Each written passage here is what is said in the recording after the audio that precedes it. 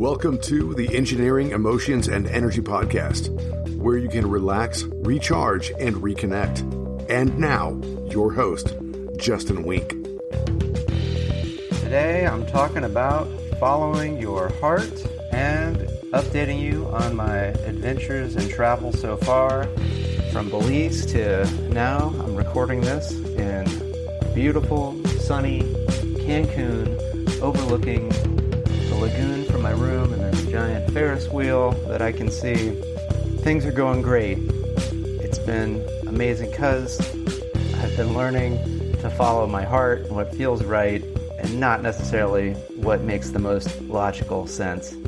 In Belize, I was on a 7-day live-aboard scuba adventure, effectively, where 7 nights was spent on a boat, and that boat is out off the coast of Belize. I think we're mostly around 25 plus miles, going to these little atolls and off these little islands. And we only got about an hour and a half where we were not on the boat or in the water scuba diving. I think there was an opportunity to do about 25 dives in the week, which was about 4 to 5 dives each day, which if you haven't scuba dove before, or even if you have, that's a shit ton of dives. Even though it's like, oh my gosh, in paradise, it's beautiful out, got the sea, and get to go and enjoy these beautiful underwater seascapes of corals of various colors. I mean, they're just gorgeous. From black to reds, Nickelodeon orange even, these purples, iridescent purples, just amazing. And then the variety of sea life, the different types of fish, which is not my specialty, but like trumpet fish, tarpon, which is this like giant silvery looking thing, barracudas, sharks, octopus, which is at night, and night dives is a completely other world. It's very otherworldly. If you listen to how I described last year's adventure, where there was the string of pearls, there was no string of pearls this time, yet still I got to see some really amazing things. I don't think last trip I saw squid, but I got a chance to see squid at night, and they're just beautifully flowing, iridescent, and kind of eerie, and just almost like not of this world to actually see a squid in its natural environment and to see multiple squid together. One of the most interesting experiences was to be swimming with sharks, because this is something I didn't experience so far, is to have reef sharks. If you're not familiar with a reef shark, picture any logo of a sports team called a shark, and if it's not explicitly a great white shark, it's probably going to look like a reef shark, just a badass hunting machine looking type shark that looks like it's just going to kill and go fast and go for what it wants. That's what a reef shark looks like. And there were multiple of these on just about every single dive. The dive masters, they tell you, hey, you're going to see these. They're just a little curious. They're not going to hurt you, so no need to worry. Yet there is something about that first time where you're like, holy shit, that is a big freaking shark. The heart rate gets going while breathing. Yet when you're scuba diving, one of the important things is to remain calm, keep your heart rate low, keep your breath steady. Why? So you don't run out of air underwater. So it really is a practice of really checking in with, okay, there's the possibility that the shark could eat me. Yet if I let that fear, that anxiety get a hold of me, that's going to create a really real possibility that's much more likely to happen of running out of air. Even though there's plenty of air, you just about always have lots of reserves and you plan to get back way before you get close to it. It's still just part of the training, part of the awareness. Part of why I've really gotten to enjoy scuba diving is because it's feedback of your state of mind in real time with that air gauge. And after a while of swimming with the sharks, even though they're still wonderful and beautiful, they become less scary because you're just like, oh, okay, they're not here to bother me. I'm not here to bother them. Let me just appreciate, they're probably appreciating me. And it just becomes part of this really gorgeous, beautiful experience. And so you might be thinking like, okay, Justin, what's the problem? Like, you're in this beautiful part of the world doing this amazing activity. What could go wrong? Some of the things that were kind of going against what I'm going to refer to as my heart which is basically most of us are majority in our head, just our thoughts. We like to think that we're living a very logical life and that we can plan it out 10 years in advance and go, this is the plan. If I follow the plan, things are going to work out. And here are the reasons why. And logically, everything is all good, all great, all wonderful. Yet there's another part of us. There's other aspects of us. And one of those aspects is kind of our heart. And this is sort of tied to our emotions and what we're going to feel. And the heart also has things that it wants and needs. And it's a little bit tied to also your physical self, your body. So on some levels, you might feel physical pain, but on other times, you might be feeling emotional pain. And these are here to guide you. They're not a punishment. It's not like you're doing something quote unquote wrong. It's just an indication that maybe you're doing something that's not the most effective for you, that you might not be getting the experience in this life that you really, truly desire, that just hasn't bubbled up into your logical thinking brain awareness. It's a fact that there's more than just the neurons in the brain, in the body. Our body has the ability to sense and to sort of take in information and provide feedback on that information that's beyond just what is in our brain. In fact, I believe it's somewhere around number of neurons equivalent to like a mouse brain spread around the gut area, which is some of these phrases that have been around, like had a gut feeling, follow your heart. They're not just out of nowhere. There's some wisdom there, and there's a reason why these sayings have been around for a long, long time and continue to be with us, because there is some wisdom. So not everything old is superstitious mumbo jumbo necessarily, and not everything new is necessarily good for us. It really is all about using all aspects of ourselves to sort of discern what from the old is still beneficial now, and what maybe is, new, maybe is not so good for us. Maybe is somebody has some ulterior motive that is not for our highest and best right now. And ultimately, you're the only one that's going to be able to tell that. This is why it's important to, if there's something going on in the body or something going on emotionally where it's just like, this just doesn't feel good, to like, maybe there's something else I should be doing. And it might not make a logical sense at that time. Yet what I've found, and I know you're going to find it too, and it's going to get really easy, is that when you look back, you're going to like, that made perfect sense why I was feeling that way, because I just wasn't meant to be doing that or having that experience. And now I get to do this. This is so much better. I had no idea that it could get even better than what I was based off of my very logical brain-only plan.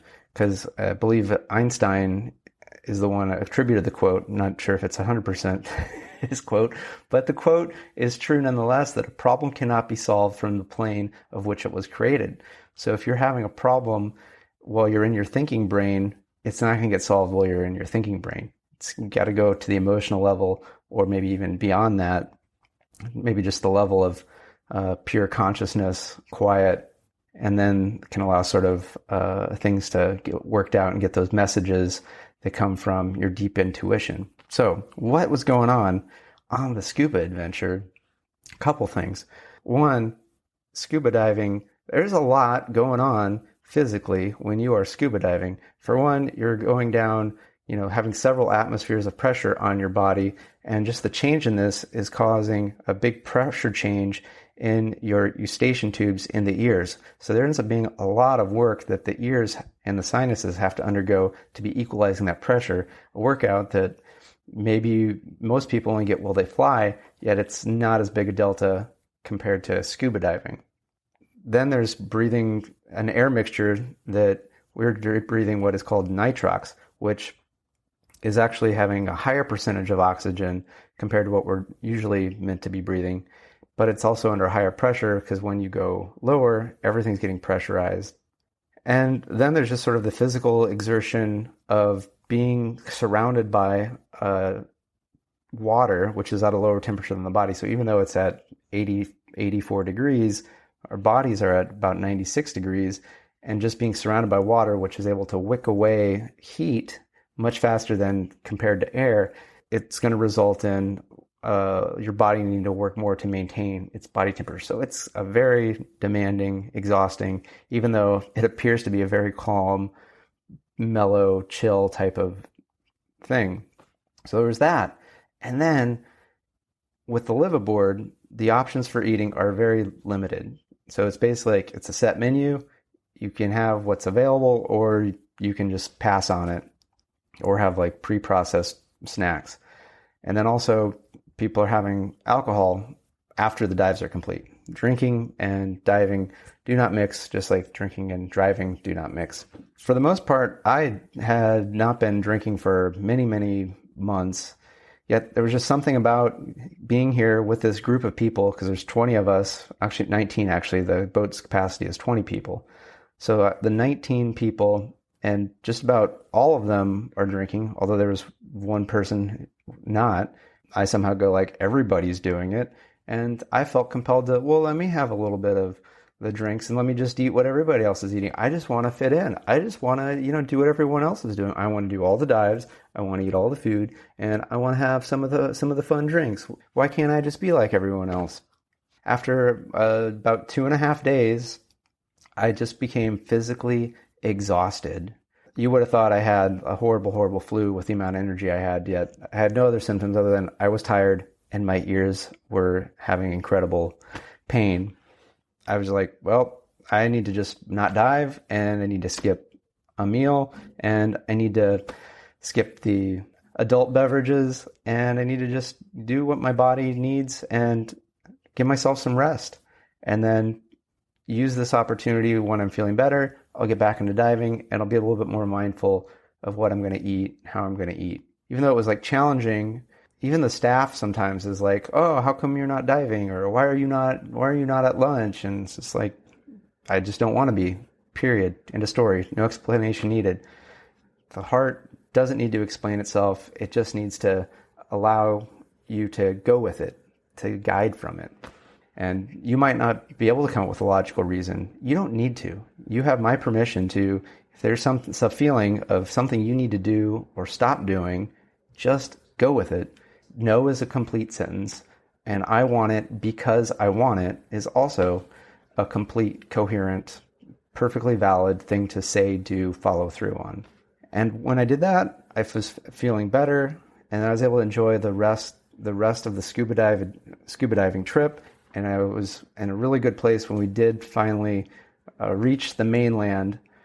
And one other thing that's very interesting about this adventure was zero connectivity for the entire week. This might be hard for many people to even comprehend. My best friend Ed was having a real hard time with it because he's like, I need to be in contact with my wife and my son, which I totally get. But he was just getting really freaked out whenever he wasn't diving. Of like, oh, somebody's got a satellite text device that maybe I can get on and get a message out. And it's like, wait, dude, we're in beautiful paradise.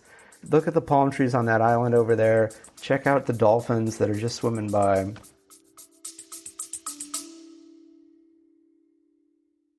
Feeling overwhelmed by the daily grind?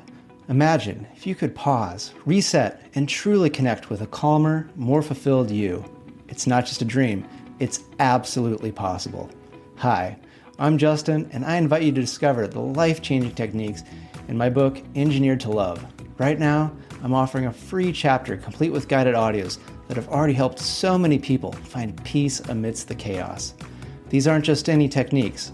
They're transformative practices designed to help you love yourself and engage deeply with the present moment, without even having to close your eyes to the world around you.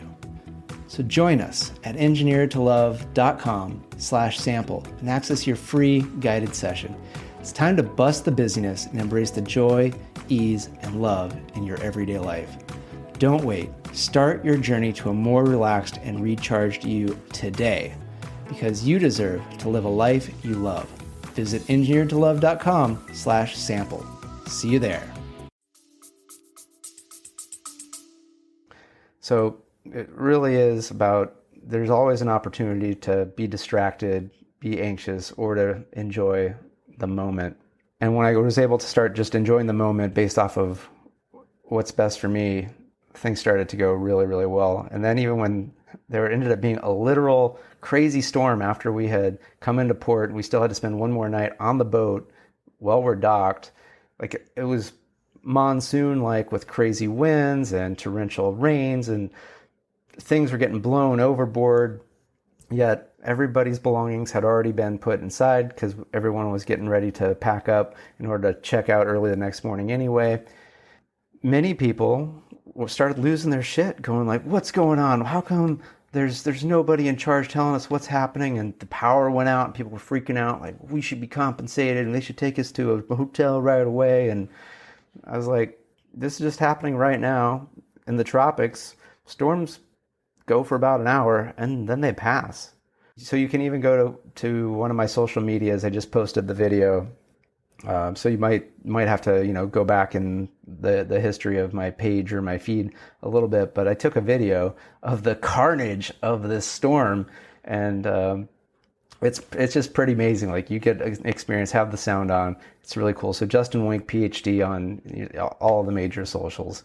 And you can see that video of the storm. And effectively, I just popped out to take that video, and then I went back in to continue my packing. I had a fantastic night's sleep because I was in alignment with what works for me. And even if nature's storming, I don't need to be storming. I can stay calm in the storm. The Belize adventure was phenomenal. I'll definitely probably get some more scuba pictures and other things up. So, again, just make sure you're following Justin Wink, Ph.D. so you can check out those pictures, probably even some video at some point. So after Belize, come to Cancun. This is another example of the importance of following the heart. I, get to Cancun, get picked up, dropped off at my hotel, which was recommended because one of the big reasons I'm in Cancun, and I don't think I've talked about this just yet, is to get some dental work done. I need to get another gum tissue graft, and decided, let me try out medical tourism. Because I've done this procedure before, it didn't work out so well, and I just wasn't having a good feeling about getting it done by another random periodontist in the States. So did my research, found a place in Cancun, which is just a short hop from Belize, literally a prop plane, about an hour and 15 minutes. There was some turbulence on that ride that was crazy. Yet there's a little bit of, hey, what am I going to do? If the plane drops out of the sky, that drops out of the sky. So let me just breathe and stay as calm as I can. If it's whatever's meant to happen, happens to be made it safely to Cancun. So the dental place recommended this hotel, and I just kind of went with it. And I was like, well, hey, this is like a really low cost hotel. I can afford the nicest room at the whole resort, which ended up being a suite right overlooking the ocean with a swim-up pool. And I'm like, oh, this is awesome. Yet things just kept not going well. Like, it would likely take me 10 minutes to describe all of the things that didn't go well, from not being able to get towels because they have like a weird towel service that's closed and out of towels all the time. The food not being really very high quality, or not having a lot of variety for the way I like to eat, to the service where I get sat at a table, I get up to go get food at the buffet, and I return, someone's literally taken my chair away, and then needing to get laundry done and asking how do I do laundry, and it taking over 24 hours talking to 5 different people to finally get my laundry sent out. So at some point, I'm just like, what's going on? I guess I can make it for 6 more days at this place.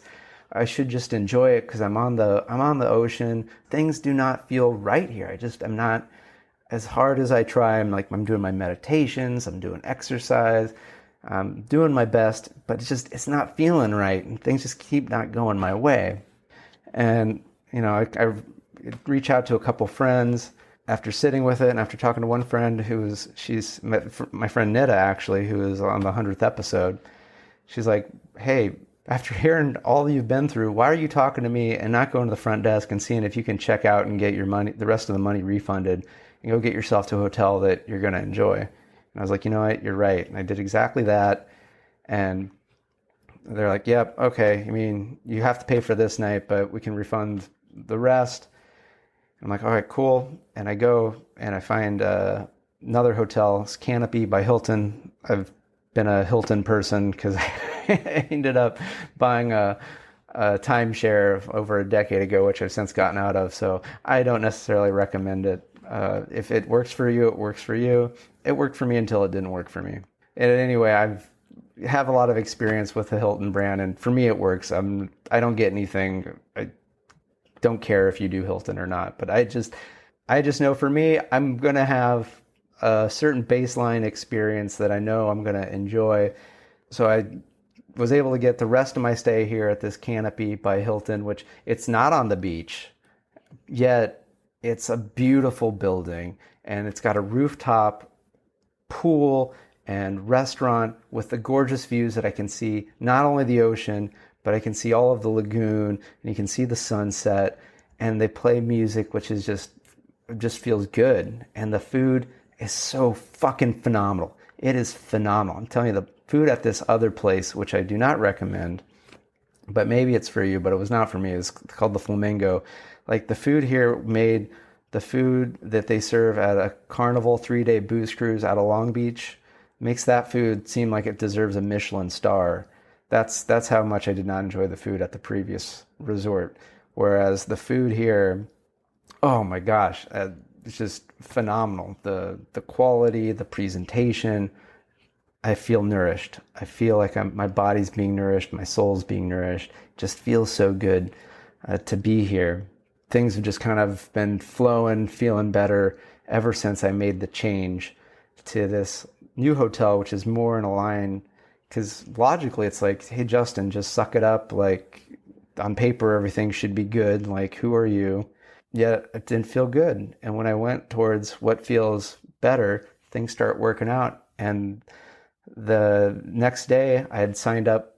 Actually, I checked into the new hotel, and then I went to one of these travel kiosks, where they're like, hey, you want to do an adventure or do something fun? I'm like, what do you got? And they're like, well, we have this speedboat adventure thing with snorkeling. I'm like, well, I don't want to snorkel.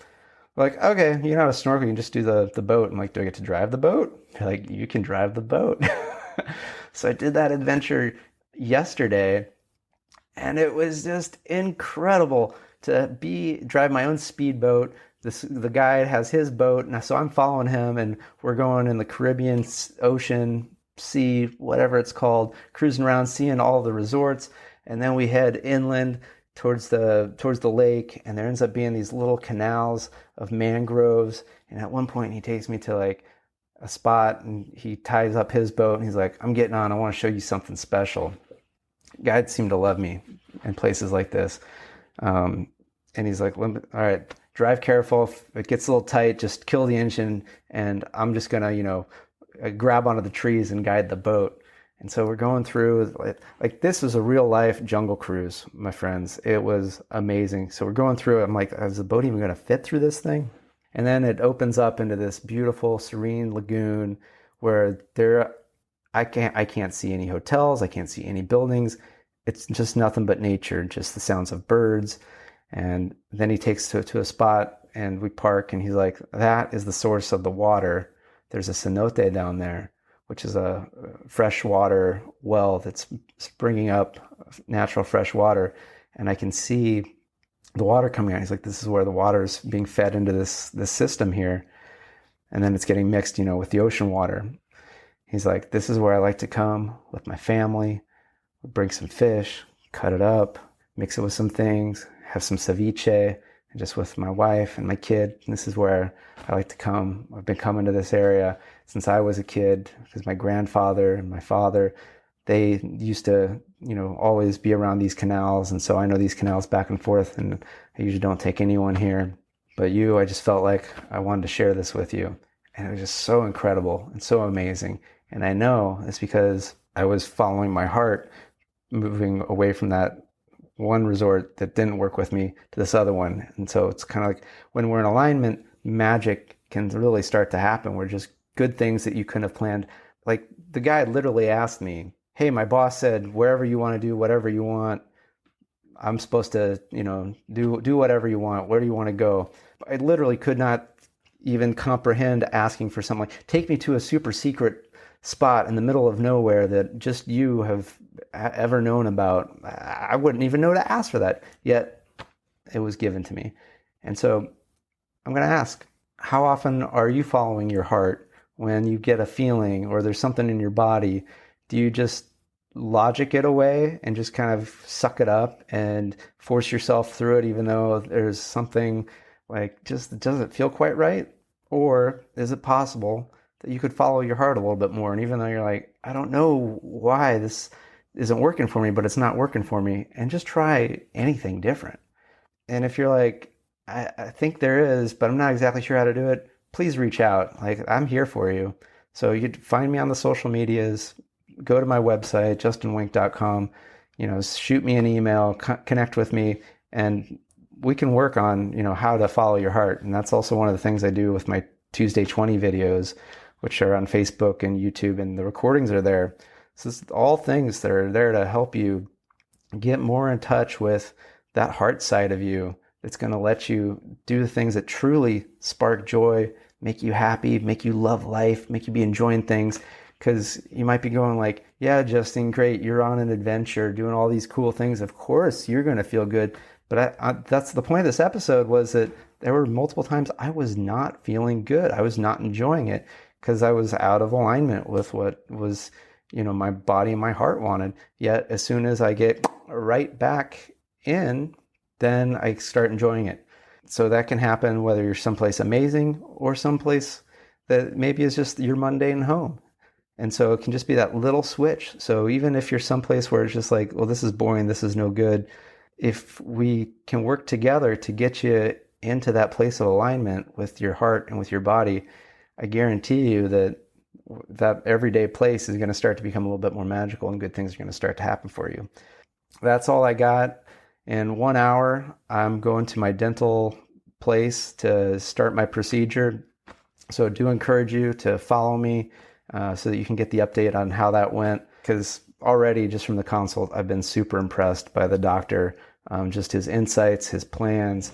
So I've high confidence. I know this is going to turn out really well. And I'm looking forward to sharing it with you so that you can have options to be living a great life and enjoying things. So thanks so much. Take care and good day. If you want to contact the show, email me at podcast@justinwink.com. That's Justin, W-E-N-C-K. And find me on social media, Justin Wink, Ph.D. on Facebook, Instagram, LinkedIn, TikTok, and YouTube. And if you want ways so that you can relax, recharge, and reconnect, find the Tuesday 20 every Tuesday at 12:05 p.m. Pacific. It's only 20 minutes, and it's going to get you relaxed, recharged, and reconnected. It's on YouTube, and it's on Facebook. So looking forward to seeing you there.